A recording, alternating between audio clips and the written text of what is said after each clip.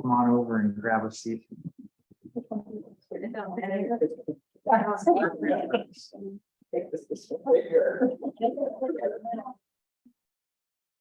Okay.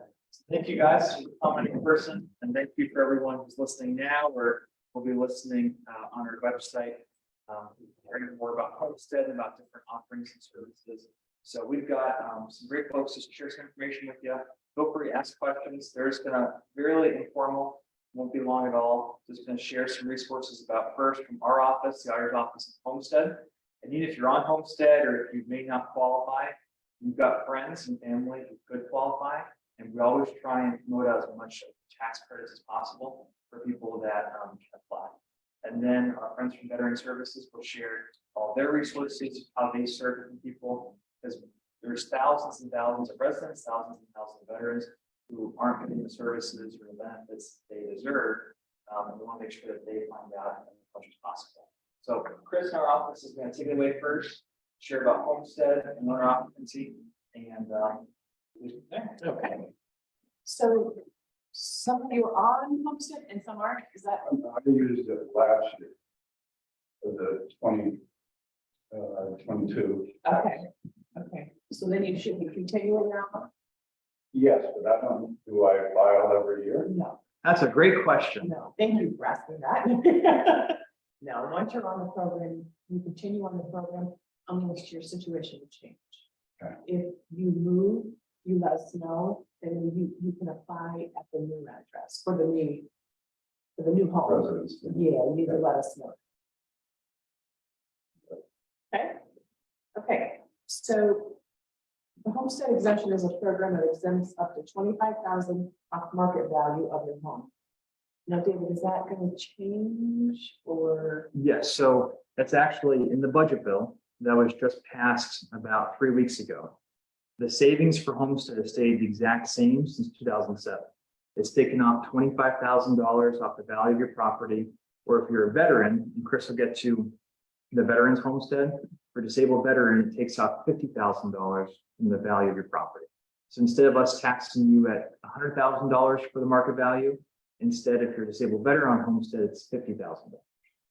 So big savings, but over the years, as more levies have been added to the books, and values have increased, that savings has been decreasing.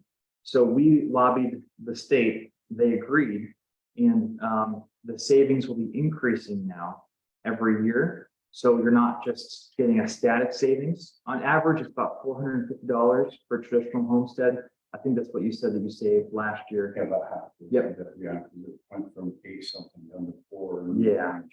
So now that savings will increase a little bit with inflation every year. So you won't be actually losing money. You'll be getting more savings every year. What exactly increases the amount? Inflation. So, So like a COLA thing? yep, just like, and Chris will get to, there's an income requirement to be on traditional homestead. That increases every year with inflation. The State Department of Taxation tells us, here's the new income requirement. They'll also now tell us, here's the new amount of value that you can reduce from people's homes who are on homestead. Come from the county, The state. the state? Yep. Yes, this is a state program in that the state actually pays for the savings. So the county doesn't pay for it. No one loses in terms of schools or local entities. It's actually the state that reimburses the homestead savings. It's also calculated on with your effective tax rate. So that means that the savings can differ for you, like, you know, in somebody in Sabre Township. It just depends on what the amount is the same, but it's calculated with your effective tax rate. So that makes it a little bit different for, you know, each individual place. So market value and appraised value are the same thing, or they're different? So they're different. So appraised value and market value, I'm sorry, yes, they're the same thing. They can be used interchangeably. Appraised value or market value is what our office would say your property is worth as of a certain date. Tax value, that is what we actually will apply a tax rate that you vote on to get your tax burden. So the homestead reduces your market value to reduce your tax value, to reduce your tax burden.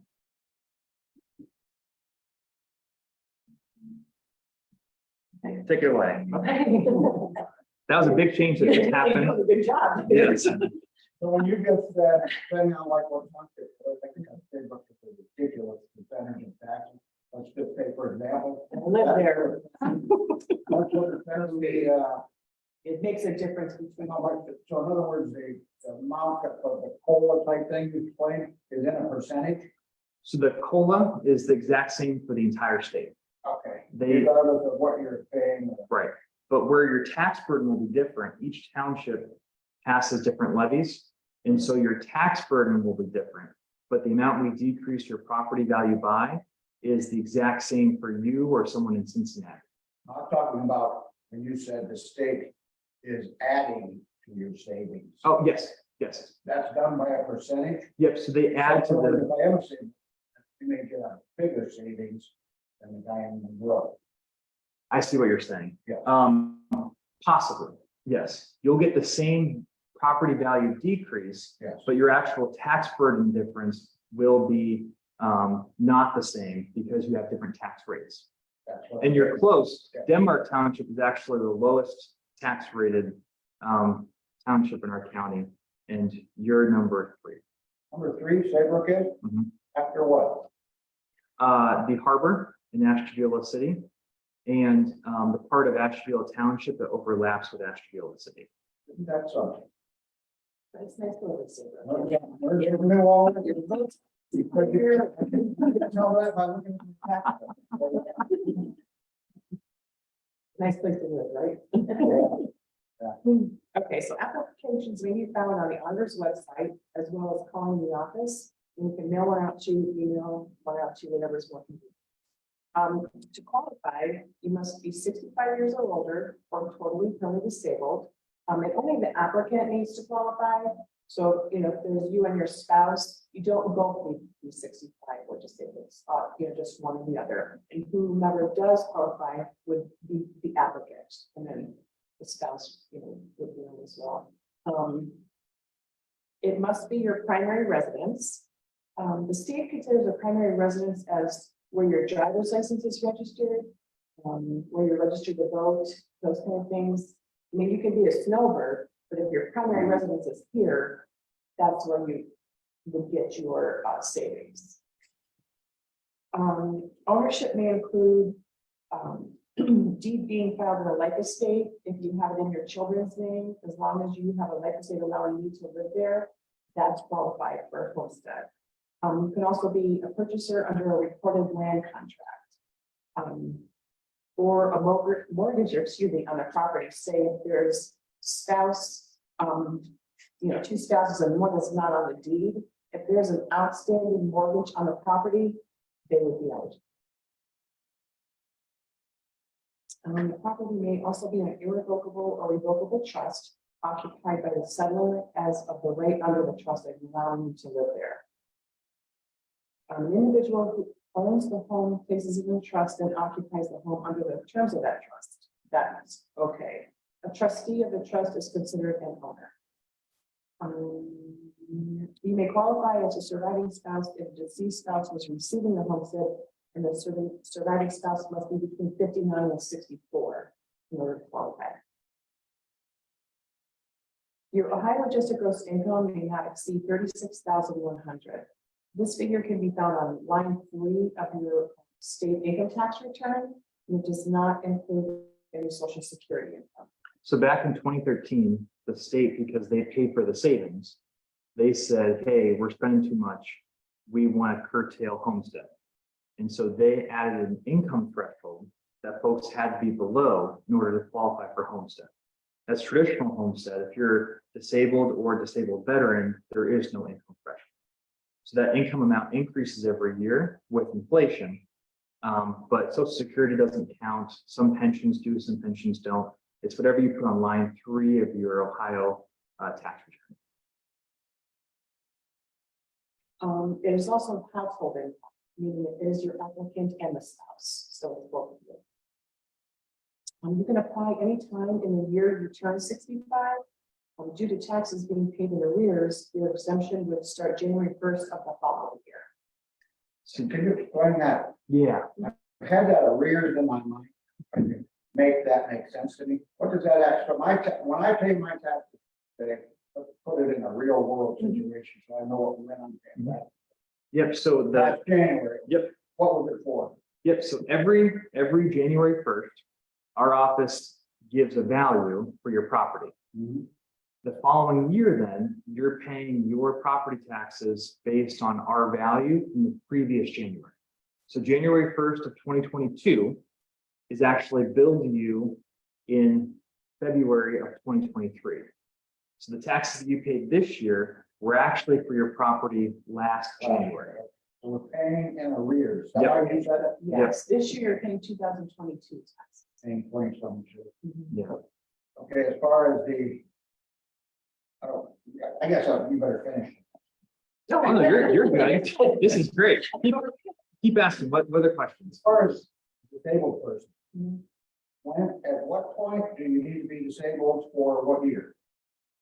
Well, now, if you're 65, you can apply in any time during your age turn 65. It depends on the date of onset. So if you're disabled and you receive Social Security, depends on that date is when they said you were disabled as Let's just make it real. I was totally disabled October of last year. So when can I mess with my taxes? of. Mess with it is the wrong word. When can I Improve. work? Yeah, you would be eligible as of next year with your next tax bill. Would we Again, be paying for this year? yes. We'd be paying for this year. 2000, yes, I'm sorry, 2023 taxes payable on calendar year 24, yes. Because you would be disabled as As of, last year I wasn't. yep, so as of January 1st of 2023, you were disabled. Yeah. But January 1st of 2022, you weren't deemed disabled. What? So because you were disabled on January 1st of 2023, your taxes 1 year next in 2024 will be reflective of the homestead savings. Taxes I pay in 2024. Yep, for January 1st of 2023. That's true. All 23. Correct. So the October, November, December is just. Yeah, no, it's always January 1, January to January. And sometimes that works in your benefit in terms of if you were to move into a property where the previous owner had homestead, if they were to have sold it on January 2nd, they would actually still get the homestead savings for the entire year because it was the status of a January 1st. But anyway, so this year that, this is 20, so this year that we're experiencing in our life right now, I will have to. Hope that it's when I go to pay it next year. Yeah, but you have to, right? Have to apply. Yeah. Have to apply by when? Anytime this year, I mean, you could even do it next year. What we would do is adjust my class. Yeah, it would adjust. And give you a check back for the difference. If they've already been paid, we can see if already been paid for next year and you hadn't applied yet, yes, we can adjust it. You know, like we and I were talking, my mortgage, does that stuff. I don't even know what my taxes are. Right. And we always encourage folks to you can look at your tax bill on our website, or you can request one from the treasurer's office, because a lot of people don't realize what they're missing out on if they're not seeing their tax bill or what exactly they're paying. Do you mean like missing out on a heart attack? Well, maybe. Sometimes those are good for you. 2.5%. Yes. Yep.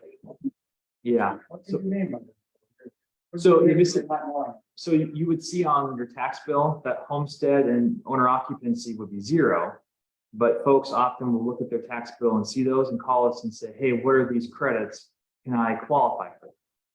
So you may not know that you can actually sign up like you're here now. But I mean, that's why I'm here. I Yep. knew that I needed to do that without actually looking. I understand what you're saying here. Sorry. Oh, you're all good. All good. Hey, you're hitting things that I'm not saying, so that's exactly what we want. That's the part when I did qualify, I got the letter from the auditor that I qualified. But I had no freaking clue what my taxes were how much I saved or anything, so I called and I got the information, but trying to get it from my mortgage company, I'm with Chase and trying to get anything out of them. Yeah, so typically mortgage companies, Just to get a human being on the phone. so, and they're always usually about 2 years behind in a sense, if you think about it. Because they want you to have a certain amount in your escrow. That's what I was trying to do, was make sure I had Yep. enough. Yep. Because at the same time, almost simultaneous, 2 months apart, I had my, the mutual reduced my, I had them redo my plan. Mhm. So that got reduced. And I was paying a third of what they had jacked it up to. So I had two savings, but I had no clue what I needed in my escrow. So I was just taking the best guess and Usually ton in there. mortgages, whatever decreases you may have or increases, whatever they change you at doesn't really equal what your tax difference is because they're trying to either catch you up or give you a little bit of a break. So that's something that we can help answer after the year is done and we know what your tax rate is. Because we can't really estimate to you until the levies are complete and we know what the tax rates are. So if I wanted to pay for copy from the auditor to know what the hell I'm doing, Mhm. what's the best time to ask for that? So- After the January of 24. Yeah, we can give you your tax book for right now if you want, or you can print it off of our website. But if you're interested in knowing what you'd be paying next year in your taxes, Yes, we wouldn't know that until right about the first week of January. I don't even know what I'm paying this year. Yep, we could get that for you. That's what I call them, I can get up. Mhm. Yep, we can send you a copy or you can print off of our website. Cool. Okay, so if you're filing as a disabled individual, we would need proof of your disability. So I think this is important, because if it's from through Social Security, we would need a copy of your award letter. And that's the important part that we need to see is when they deemed you disabled. Whenever your date of onset was, I'm not sure exactly how they word that, but that's real important and that's what we need to see. We don't need to see your income, obviously, because it's not counted, but it's real important that we have that approval. And through the VA, what paperwork you need there? That would be a letter from the Department of Veterans Affairs, summary benefits letter is what we call it. And our office, the Veteran Service Commission, would be able to get you one. I have it. Those letters are good for 1 year, just so you're aware of that. The letters are good for 1 year. Yes. Yes. Why is that? To be honest, I don't know. I was just told they were good for 1 year. So in other words, the auditor's office, would you accept my letter for the rest of my life, or do I gotta bring in one every year?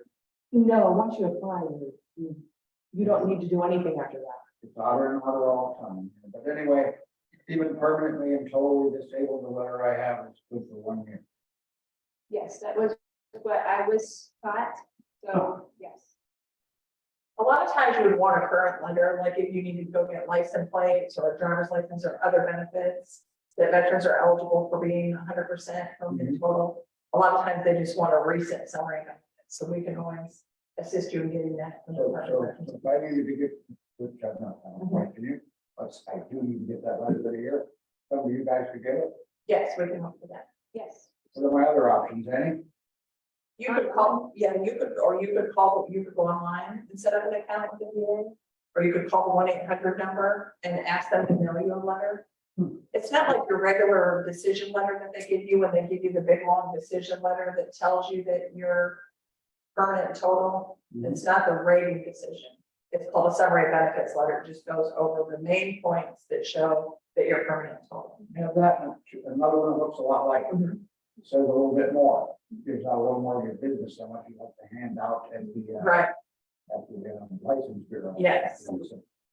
Well, we can always have that curtail when we're on the phone, so it doesn't have to give their dollar amount. It can just say permanent total, so that you don't have to reveal any of that information. Thing for the homestead, once you apply and you're accepted, you're good.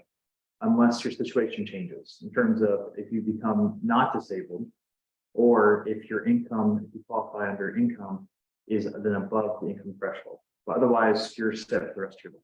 So can you get both? So the, Social Security disabled. in a sense, you kind of do, in that the disabled veterans is $50,000 off your value, and traditional homestead is 25. So the veterans benefit is in a sense double what the traditional homestead is. So how do you know if somebody is cheating? I'm not cheating. Yeah. How, I'm just curious, how would they? So the state audits us every year and they look at random homestead applications, random owner occupancy applications. Yeah, and they'll look and see that LLCs aren't receiving the benefit, for example. I went to my tax college. Oh, yeah, Yeah. I was wondering always good class. how, you know, because I think some people may be fun to. Mhm. Unfortunately, so.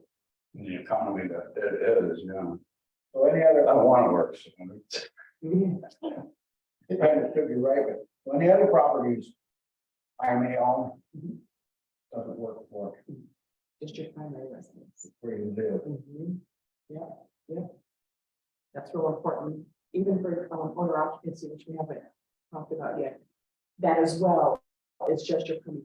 So if you have rentals, you have even a vacant piece of land next to you. I mean, it's just the property with the home on it. Is what is eligible. Going back to the disability, we also accept, if it's not through Social Security, your workman's comp, railroad, retirement board, those are fine as well, as long as you're showing that you're permanent in total. If for some reason you don't have anything, and it's just simply from your doctor, we do have a certificate that can be signed as well. Stating, your doctor stating that you're 100% permanent and total disabled, that's fine as well. So on to the veterans. I already went over this. Yes, so those are kind of the basics of the two homestead programs. The veterans for disabled, 100% military connected. VA would give us that information. But also, we might go over this, but 100% service connected or 100% compensated due to individual unemployability. So if you're not at 100% service connected, but you are. The individual unemployability is based on a rating of disability that makes you unemployable. It raises your rate to the 100% level for payments. So a veteran could be 70%, but they're getting the 100% payment, and therefore they're at the 100%. And that counts toward this homestead exemption. So either ones. Yeah, either that, or if you have a combination of ratings that total the 100% in the VA's act.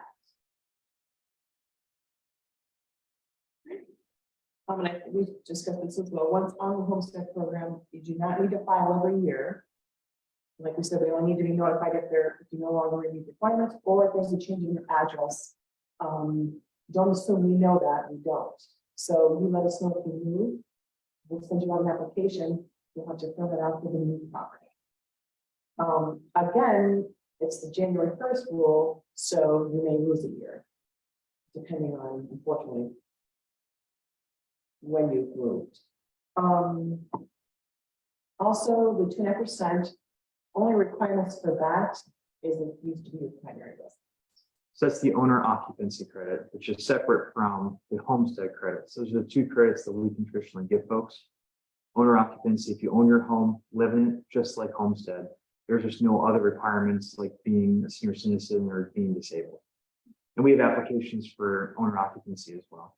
That's just a different amount or something. It's it's on average about $45 a year in savings. We call it a 2.5% reduction, but it's a little bit less than 2.5%, maybe a little over 2%.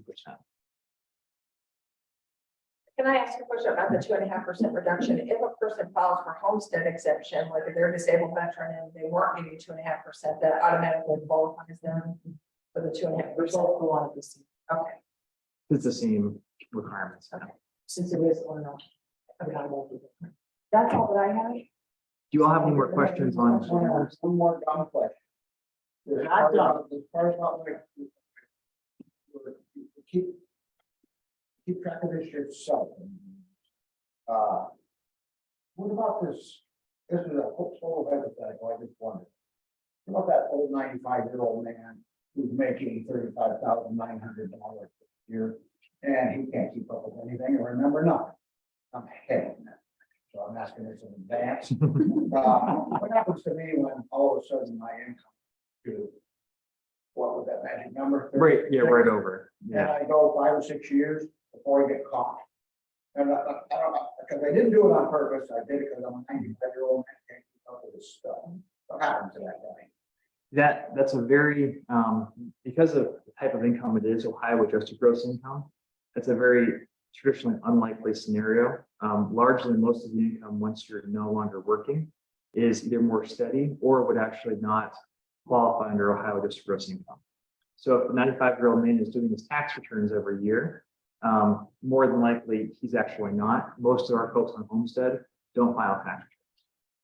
So if he does file a tax return and it's over that, there's more of a likelihood of being caught.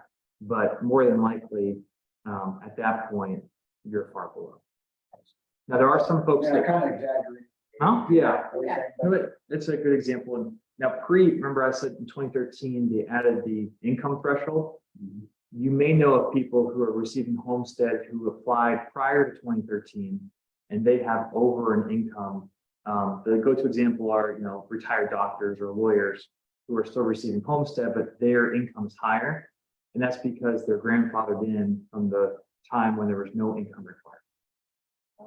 Ah, Those are less and less because that was 10 years ago now. Yeah, I believe But it was 2007, 2013, I Yep. believe. At that time, the state had removed the income threshold. So as long as you were 65 and it was your primary residence, you were. that's why you may get the rumor that once you turn 65, you get a tax reduction. That's not the case. so there was a time when there was no income. Correct. So when it's 65, you'll be able to get Homestead. Yes. Because I feel that life factor, something to do with Homestead in my mind. Yep. That, I was 65 quite a few years ago. I don't know what I've done. I'm not going to tell the truth. Okay, so you're saying you need to be on it. No, it's a good possibility. I may not be. Hopefully you are. Hmm? Hopefully you are. But if not, we'll get you there. Yeah, after the session, I can look But I at asked the question because I was afraid that maybe all of a sudden I'm making too much money and I forgot that I was even on it till this all came up and now what's gonna happen to me? I'm gonna, I maybe just should leave now. Yeah. that. Oh, you're good. You're good. So we can hear from our veteran service friends. Like I said, even if some of the stuff, just like Homestead as well, may not apply to you, you know people who it could. And so you can be our mouthpieces to spread the word. So take it away. Hi, I'm Amy Borski, a Veteran Service Officer at the Veteran Service Commission. I'm Libby Jenkins. I'm a veteran service officer at the Veteran Service Commission. Yes. Our commission here is it's a county entity that's paid for by your tax dollars on the subject. We're here to assist veterans, their surviving spouses, their families. We assist them with VA claims, compensation, pension, aid attendance. Connect them to other benefits like if you have education benefits or life insurance or burial benefits. We also help transport veterans to the VA medical centers and assist them with VA healthcare applications. We offer emergency financial assistance to veterans and their surviving spouses. And then a county ID card as well. If you have any questions about your benefits, or you need help obtaining any military records or any of that, or appealing a claim, stop by our office. We'll be more than willing and happy to help you. We'll do a benefits well check on you. Like you go to the doctor to get a well check done. Well, we're doing the same thing for the benefits. Where is your office? We're right in the harbor as of now. Capo's Pizza. We're right directly across from there. We're at 1212 Lake Avenue. If you want to know the exact address, but eventually Nothing like that. we're not Not in stone. not in stone yet, but we are eventually going to be moving to a place of our own. Now, we'll look at any possible increases in service connection or any secondary conditions to try to get you the most benefits that we can get you and keep you up to date on what available benefits are. We have a website, ashtabulaveterans.com, and if you're internet savvy, you can go on there and you go on Facebook and you type at Ashtabula VSC. That has the most up-to-date information on veteran news and events and programs and whatnot. I'm sure you guys have heard about the Tax Act, which is a law that came into effect as of August 10th, 2022. This law expanded areas of Agent Orange exposure to Vietnam veterans. It added 20 some odd new presumptive conditions for exposure to burn pits, Agent Orange exposure, and toxic substances. And it expanded the eligibility for VA healthcare. So if you didn't qualify before, you may qualify now. So please stop by our office and we'll help you figure this out.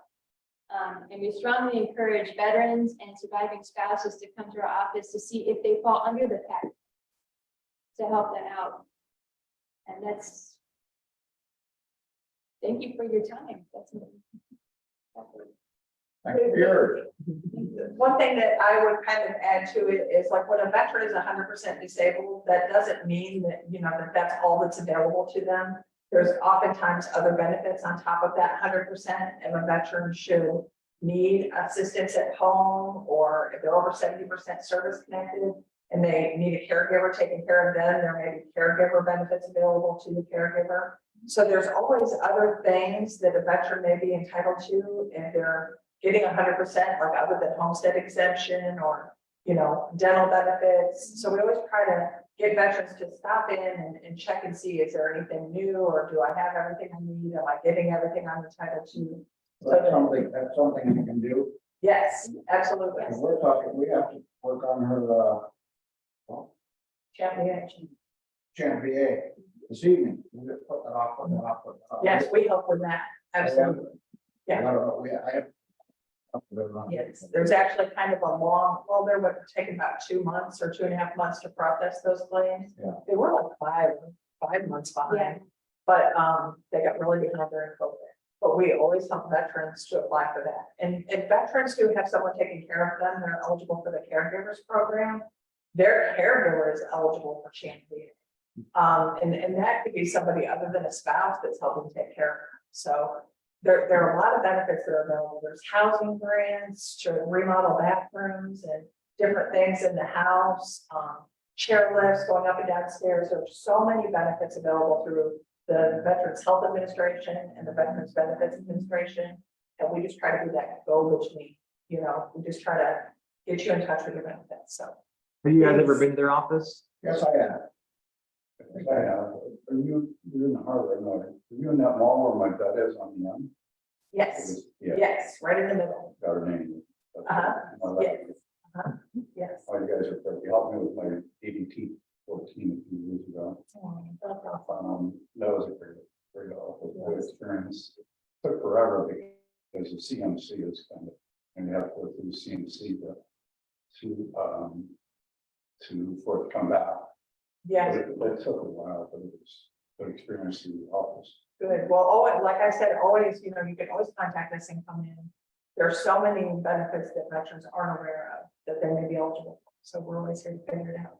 So if you call for some help for an appointment like that, you just say that's what it's for, and just, you don't have to ask for anyone in particular. Yes, that's correct. And we brought some cards with us if you'd like to get a card with our phone number. Yeah, absolutely. Awesome. Well, thank you all for your time. So Thank you. this will be on our website, like I said.